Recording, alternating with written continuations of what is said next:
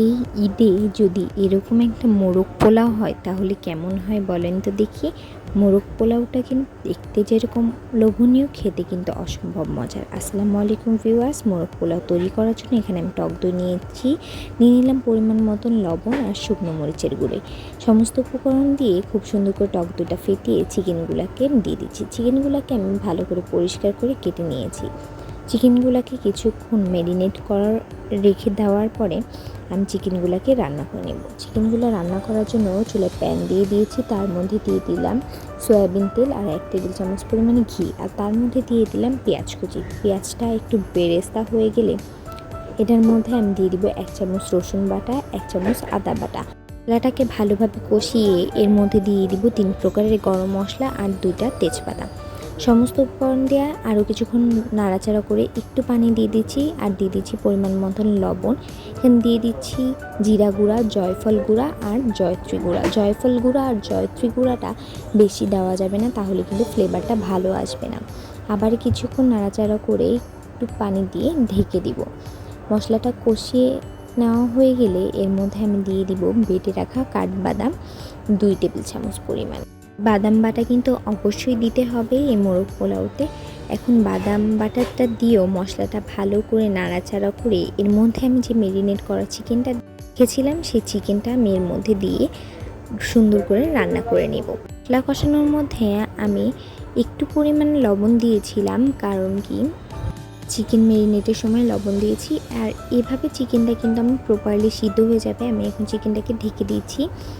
তো এখন দেখেন আমার চিকেনটা কিন্তু একেবারে রান্না হয়ে গিয়েছে। এখন আমি চিকেনের উপর কিছু পরিমাণে বেরেস্তা দিয়ে দিচ্ছি আলু বোখারা আর কিছু পরিমাণে কিশমিশ, আর দিয়ে দিয়েছি কাঁচামরিচ, আর দিয়ে দিলাম সিদ্ধ করে রাখা ডিম। মোরগ পোলাওতে তো ডিম না হলে হয় না, তাই ডিম আর সমস্ত কিছু দিয়ে ভালোভাবে নেড়ে আবার ঢাকনা দিয়ে ঢেকে রাখছি। এখন পোলাওটা রান্না করে নিব, তার জন্য প্যানে তেল নিয়েছি আর এখানে আমি কালো জিরা চাল নিয়েছি।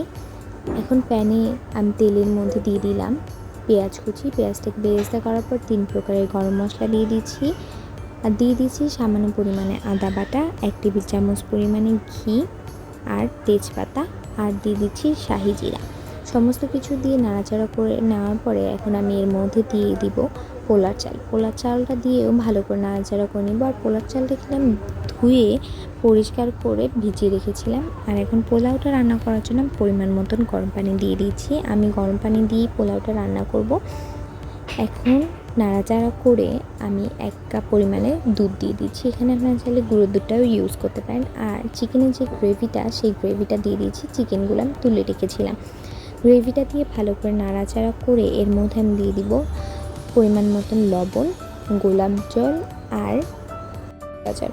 আবার পোলাওটা নাড়াচাড়া করে আমি ঢাকনা দিয়ে ঢেকে দিয়েছি পোলাওটা সিদ্ধ হওয়ার জন্য। এখন দেখেন চালটা কিন্তু ফুটে গিয়েছে। এখন আমি চালটাকে কিছুক্ষণ নাড়াচাড়া করে নেব, উল্টে পাল্টে দিচ্ছি। এখন উল্টে পাল্টে দেওয়ার পরে আমি আবার ঢেকে দিব। আমার পোলাওটা কিন্তু প্রপারলি হয়ে গিয়েছে। এখন আমি কিছু পরিমাণে রাইস আলাদা উঠিয়ে রাখছি, আর যে চিকেন আর ডিমটা রান্না করেছিলাম সেটা এর মধ্যে দিয়ে দিচ্ছি। এইগুলো দেওয়ার পরে আবার রাইসগুলো উপর দিয়ে দিচ্ছি। রাইসগুলো উপরে দেওয়ার পর কিছু বেরেস্তা আর কিছু কাঁচামরিচ দিয়ে দিচ্ছি, আর দিয়ে দিলাম 2 টেবিল চামচ পরিমাণে ঘি। ঢাকনা দিয়ে দমে ঢেকে দিচ্ছি। এখন একটা সার্ভিং ডিশে সার্ভ করে নিচ্ছি। মোরগ পোলাওটা এত বেশি মজা ছিল আর এর স্মেলটা এত সুন্দর ছিল যে পুরো ঘর ভরে গিয়েছিল।